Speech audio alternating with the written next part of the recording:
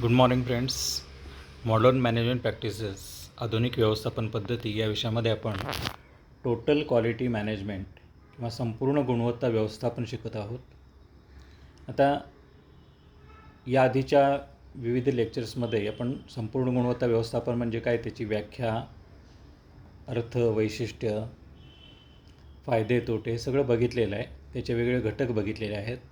आता ही प्रक्रिया जी आहे ती अंमलात आणण्यासाठी नेमक्या कार्यप्रणाली कोणकोणत्या आहेत, नेमकं काय काय केलं जातं हे आपल्याला अभ्यासायचं आहे. संपूर्ण गुणवत्ता ही एका क्षणामध्ये एका विशिष्ट काळामध्ये येणारी संकल्पना नाही आहे किंवा निर्माण होणारी संकल्पना नाही आहे. विशिष्ट कालखंड त्याला आवश्यक असतो. आणखी ही सातत्यानं चालणारी प्रक्रिया असते आणि त्याच्यामध्ये वेगवेगळ्या तत्त्वांचा इथं अवलंब केला जातो. गुणवत्ता आणणं म्हणजे फक्त गुणवत्ता लादणं नाही आहे, तर त्या ठिकाणी ही गुणवत्ता निर्माण करायला लागते. प्रत्येक कर्मचाऱ्यांमध्ये ही गुणवत्ता आली पाहिजे या दृष्टीने इथं प्रयत्न करावे लागतात. आणि त्यासाठी गुणवत्ता निर्माण करण्यासाठी व्यवस्थापनाला काही कृती इथं कराव्या लागतात. तर या कृतीचा अभ्यास आपल्याला इथं करायचा आहे. गुणवत्ता आणायची असेल तर वेगवेगळे जे मापदंड असतात, ज्या प्रक्रिया असतात, त्यातली पहिली प्रक्रिया म्हणजे बेंचमार्किंग. गुणवत्ता कशी आणायची किंवा गुणवत्ता आणण्यासाठी नेमकं काय करायचं, तर त्यातला पहिला जो उपाय आहे तो म्हणजे बेंचमार्किंग असं म्हटलं जाते त्याला. आता बेंचमार्किंग हा शब्द बेंचमार्किंग म्हणूनच आपण घ्यायचा आहे, मराठीमध्ये त्याला दुसरा प्रतिशब्द नाही आहे. बेंचमार्किंग म्हणजे तुलना करणे किंवा तुलनात्मक अभ्यास करणे अशा स्वरूपाचा त्याचा अर्थ निघतो. आपल्याला आपल्या संघटनेमध्ये गुणवत्ता आणायची असेल तर फक्त आपण स्वतः गुणवत्ता आहे म्हणून चालत नाही. म्हणजे आपल्याला स्वतःला वाटत असतं, प्रत्येक व्यक्तीला वाटतं की मी शहाणा आहे, मी खूप हुशार आहे वाटतं. परंतु ज्यावेळी आपण इतरांशी तुलना करतो, बाहेरच्या लोकांशी तुलना करतो, त्यावेळी आपल्या उणीवा आपल्याला स्पष्ट होतात. आपल्यामध्ये काय कमी आहे याची जाणीव होते आणि त्यावेळी आपल्याला लक्षात येते की आपण कुठं कमी पडतो आहे.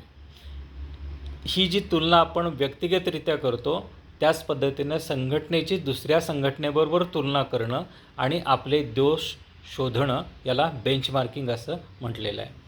संपूर्ण गुणवत्ता व्यवस्थापन व शून्य दोष गुणवत्ता या संकल्पना साधारणपणे 19व्या शतकामध्ये 20व्या शतकामध्ये विकसित झाल्या. 60-70च्या दशकानंतर 1970-80 नंतर ह्या दोन्ही संकल्पना आलेल्या आहेत.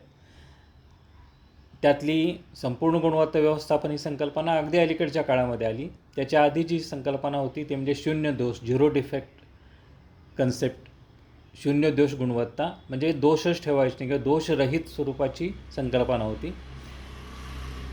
त्यानंतर संपूर्ण गुणवत्ता आली. संपूर्ण गुणवत्ता जर आणायची असेल तर नेमकं काय केलं पाहिजे हे ठरवण्याकरिता त्या ठिकाणी वेगवेगळे मॉडेल्स आणली गेली आणि त्यातला एक महत्त्वाचा प्रकल्प म्हणजे बेंचमार्किंग आहे. ग्राहक जसं एखादं गुणवत्ता मोजायची असेल तर जशी तुलना करतो, म्हणजे ग्राहकासंबंध एखादी वस्तू घ्यायची असेल, एखादी समजा कार आपण नेहमी करतो किंवा मोबाईल घ्यायचा असेल, मोबाईल घ्यायचा असताना ग्राहक काय करतो, तर त्या ठिकाणी गुणवत्तेचे मापदंड ठरवतो. अमुक मोबाईल चांगला आहे किंवा अमुक वाईट आहे, तर ह्याच्यामध्ये काय आहे नेमकं, त्याच्यामध्ये काय आहे, ह्या सगळ्याचा विचार करतो आणि त्या दृष्टीनं हा गुणवत्ता तो ठरवत असतो.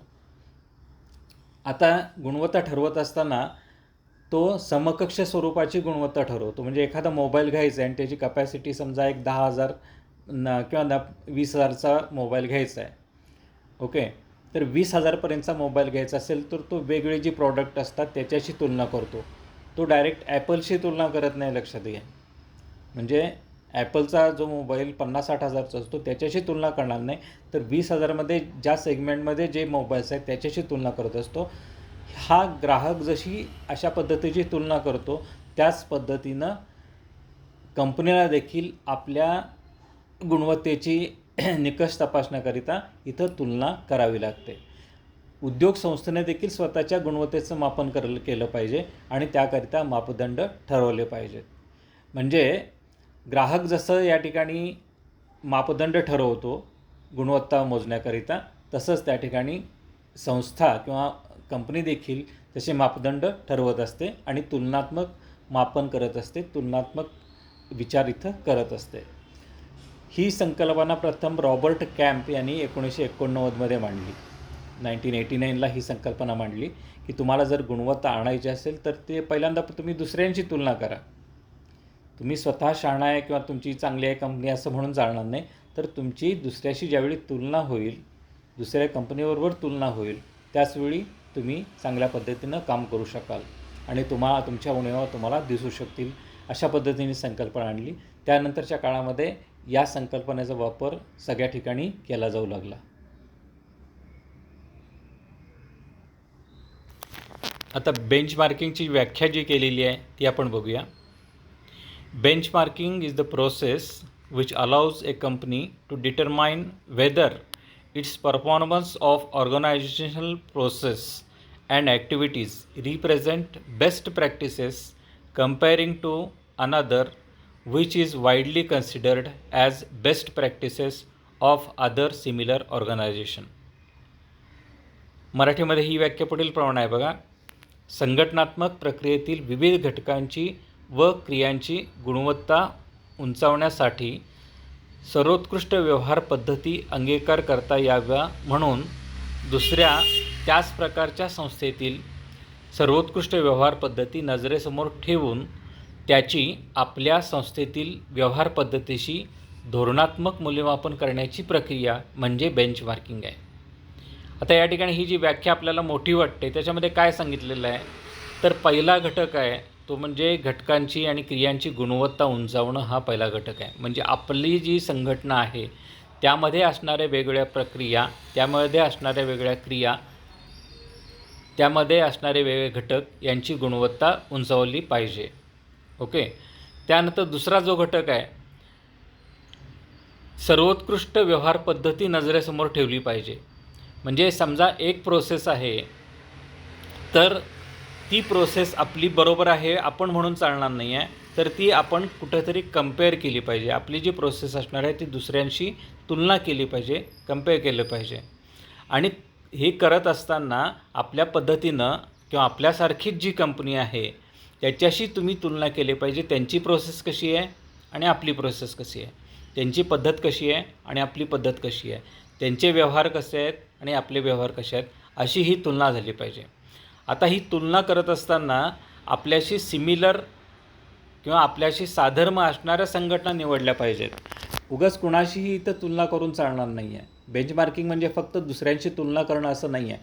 समजा तुमची कंपनी 1000 कोटीची कंपनी आहे किंवा या ठिकाणी स्टील बनवणारी कंपनी, आता आपण उदाहरणच घेऊया. तर स्टीलची कंपनी आहे तुमची, स्टील मॅन्युफॅक्चरिंग तुमचा उद्योग आहे आणि स्टील तुम्ही उत्पादनं करता आणि कोल्हापूरमध्ये स्थापन झालेली कंपनी आहे. तुमचा टर्नओव्हर साधारणपणे 1000 कोटीचा आहे. 1000 कोटी वर्षाला तुमचा टर्नओव्हर आहे. ओके. आता तुम्हाला बेंचमार्किंग करायचं आहे, त्याकरता दुसऱ्या संस्थेशी तुम्ही तुलना करायची, दुसऱ्या कंपनीशी तुलना करायची. म्हणून तुम्ही डायरेक्ट टाटाशी स्टीलशी, टिस्कोशी तुम्ही तुलना करून चालणार नाही. कारण टिस्को ही साधारणपणे 2 लाख कोटीची कंपनी, टर्नओव्हर असणारी कंपनी आहे. तिचं टर्नओव्हर साधारण 1.5 ते 2 लाख कोटी इतका टर्नओव्हर आहे. एवढी मोठी कंपनी आहे. आणि तुमची कंपनी कितीची आहे? 1000 कोटीची आहे. तर तुम्हाला जर तुलना करायची असेल तर तुमच्याशी साधर्म्य असणाऱ्या कंपन्या, तुमच्या एवढ्याच टर्नओव्हर असणाऱ्या कंपन्या निवडाव्या लागतील आणि त्यातली चांगली कंपनी तुम्हाला निवडावी लागेल. याचं दुसरं उदाहरण आपण घेऊया. तुम्हाला समजा साखर कारखाना आहे. ओके. साखर कारखाना आहे, आपण इथं स्थापन झालं. कोल्हापूर जिल्ह्यात साखर कारखाना इथं स्थापन झालेले आहेत. 12-15 कारखाने आहेत. भोगावती साखर कारखाना आहे, कागल साखर कारखाना आहे. जर तुम्हाला तुलना करायची असेल तर तुम्ही भोगावतीचे समजा तुमची कारखाना आहे, तर तुम्हाला जर तुलना करायची असेल तर तुमच्यासारखाच सहकारी स्वरूपाचा असणारा कारखाना, चांगला असणारा कारखाना कुठला असेल तर कागल आहे. तर त्यांच्याशी तुम्ही तुलना करा. त्यांचे जे व्यवहार आहेत, त्यांची जी पद्धती आहे त्याच्याशी तुलना करा, त्यांची प्रोसेस आहे त्याच्याशी तुलना करा. तरच तुम्ही कुठं कमी आहे हे लक्षात येईल. तुम्ही एखाद्या खाजगी साखर कारखान्याची तुलना केली तर ते चालू शकणार नाही. कारण त्यांची पद्धती वेगळी असते, तुमची पद्धती वेगळी असते. थोडक्यात आपल्याला तुलना करायची किंवा बेंचमार्किंग करायचं असेल तर साधर्म्य असणाऱ्या संस्था शोधाव्या लागतात. त्याचा व्यवहार इथं बघायला लागतो आणि त्यानंतरच तुम्हाला त्या पद्धतीनं तुलना करावी लागते. आता साधारण ह्या व्याख्येवरून आपल्याला लक्षात येईल नेमकं काय केलं जातं. एकतर आपल्या संघटनेची आणि दुसऱ्या संघटनेची तुलना केली जाते. आपल्या संघटनेच्या प्रक्रिया आणि दुसऱ्या संघटनेच्या प्रक्रिया तपासल्या जातात आणि दुसरी संघटना निवडताना आपल्यापेक्षा चांगली किंवा मार्केटमध्ये ज्या संघटनेचं नाव आहे, चांगल्या संघटना म्हणून जी ओळखली जाते, तीच संघटना इथं निवडली जाते. बेंचमार्किंगची वैशिष्ट्ये आपण बघूया. बेंचमार्किंग म्हटल्यानंतर पहिलं जे वैशिष्ट्य आहे ते म्हणजे संघटनात्मक प्रक्रियेची कामगिरी मापनाची पद्धत. आपल्या ज्या प्रक्रिया आहेत, आपल्या संघटनेच्या प्रक्रिया, आपल्या संघटनेची कार्यप्रणाली, आपल्या संघटनेचे वेगळे विभाग यांची इथं कामगिरी कशी आहे ह्याचं मापन आपल्याला करायचं आहे याच्यामध्ये. म्हणजे आपल्या ज्या प्रक्रिया आहेत त्याचं मापन करणं किंवा त्याचं मोजमाप करणं याला बेंचमार्किंग असं म्हटलं जातं. त्याकरता काय केलं जातं तर दुसऱ्या संस्थेतील मापदंड नजरेसमोर ठेवण्यात येतात. आता आपले कार्यपद्धती कशी आहे हे तपासताना दुसऱ्यांची कार्यपद्धती काय आहे हे पहिल्यांदा बघायला लागेल. आपण फक्त आपली कार्यपद्धती बघून चालणार नाही, तर दुसरीच त्यासारखीच जी संघटना आहे ती कशी आहे, ती कशी चालवली जाते हे आपल्याला बघायला पाहिजे. त्याचे मापदंड कुठले आहेत हे बघितले पाहिजेत आणि ते नजरेसमोर ठेवून आपण इथं तुलना केली पाहिजे. त्यानंतरचा जो घटक आहे म्हणजे सर्वोत्कृष्ट व्यवहार पद्धती म्हणून मान्यताप्राप्त व्यवहार पद्धतीने निवडली जाते. निवडताना आपण ज्याच्याशी बेंचमार्किंग करणार आहे किंवा ज्याच्याशी तुलना करणार आहे ती संघटना ही त्या सेगमेंटमधली किंवा त्या स्तरावरील सर्वोत्कृष्ट संघटना म्हणून ओळखली जात असली पाहिजे. म्हणजे आपण आता कारखान्यांचं, साखर कारखान्यांचं उदाहरण घेतलं. महाराष्ट्रामध्ये समजा 100-200 कारखाने असतील, तर त्यातला सगळ्यात जास्त अवॉर्ड मिळवणारा कुठला आहे तर साधारणपणे कागल कारखाना हा अवॉर्ड मिळवणारा कारखाना आहे. आपण समजा कुठलाही आपला कारखाना असेल तर आपण तुलना करताना हा जो सर्वोत्कृष्ट कारखाना आहे त्यांच्याशी तुम्ही तुलना केली पाहिजे आणि त्याचवेळी त्यांच्याशी तुलना केली तर त्या ठिकाणी तुम्ही चांगल्या पद्धतीनं तुलना करू शकाल किंवा स्वतःची वैशिष्ट्य आपल्याला लक्षात येतील. समजा तुम्ही तुमच्यापेक्षा खालच्या कारखान्याशी किंवा दुसऱ्या कारखान्याशी तुलना केली. तुमचा कारखाना समजा भोगावती कारखाना आहे. आता भोगावती कारखान्यानं फक्त बिद्री कारखान्याशी तुलना केली. तुम्हाला आता माहिती असलेली उदाहरणं आहेत ही. भोगावतीने बिद्रीसमोर तुलना केली तर तुम्हाला काय वेगळं वैशिष्ट्य आढळणार नाही आहे, कारण दोन्ही कारखाने सर्वसाधारणपणे सारखेच आहेत. त्यामुळं तुलना जर करायची असेल तर त्या ठिकाणी चांगल्या वैशिष्ट्यपूर्ण कारखान्याशी, संघटनेशी तुलना तुम्ही केली पाहिजे आणि ज्याला सर्वोत्कृष्ट व्यवहार मानलं जातं अशाच संघटनेशी तुलना तुम्हाला करावी लागते. आता हे करत असताना काय केलं जातं तर त्यासाठी तज्ज्ञ समितीची स्थापना केली जाते. म्हणजे आपल्याला बेंचमार्किंग करायचं असेल तर एक अभ्यास गट नेमला जातो ज्याच्यामध्ये वेगवेगळे तज्ज्ञ असतात. या तज्ज्ञांना काम सांगितलं जाते, अमुक अमुक संघटनेची तुलना करा म्हणून सांगितले जाते. त्या पद्धतीनं त्याचं तुलनात्मक मूल्यमापन केलं जातं. काही वेळा त्या संघटनेला भेट दिली जाते, काही वेळा फक्त सेकंडरी डेटावर किंवा दुय्यम स्वरूपाचा जो माहिती असते जी आपल्याला वेगवेगळ्या अहवालामधून, पुस्तकामधून मिळते, अशा पद्धतीची माहिती फक्त गोळा केली जाते आणि त्याची तुलना केली जाते. काही वेळा प्रत्यक्ष भेटी दिल्या जातात, काही वेळा त्यांना सांगितलं जातं आणि त्यांच्या लोकांना इथं बोलावलं जातं आणि मार्गदर्शन करायला सांगितलं जातं. दुसऱ्या आपल्या कारखान्यामध्ये, आपल्या संघटनेमध्ये इतरांना बोलवून मार्गदर्शन करायला लावलं जातं. असं करून या ठिकाणी तुलनात्मक मूल्यमापन केलं जातं आणि त्यानंतर आपल्या संघटनेच्या ज्या उणिवा आहेत त्या उणिवा शोधल्या जातात. उत्पादन प्रक्रियेतील विशिष्ट घटक आणि तुलनात्मक मूल्यमापनासाठी निवडले जातात. आपल्याला आपण कुठं कमी पडतो आहे, कुठल्या क्षेत्रामध्ये, कुठल्या भागामध्ये कमी पडतो आहे हे शोधणं हे बेंचमार्किंगचं वैशिष्ट्य असतं किंवा तो मुख्य उद्देश असतो. थोडक्यात बेंचमार्किंग करत असताना दुसऱ्या संघटनेशी तुलना करणं, तुलनात्मक अभ्यास करणं आणि स्वतःच्या उणिवा शोधणं आणि त्यावर उपाययोजना करणं हे त्या ठिकाणी केलं जातं. म्हणून त्याला या ठिकाणी बेंचमार्किंग असं म्हटलं जातं. आता ह्यातला जो पुढचा भाग आहे आपण तो नेक्स्ट पिरियडला घेऊया. थँक्यू. इथंच थांबूया.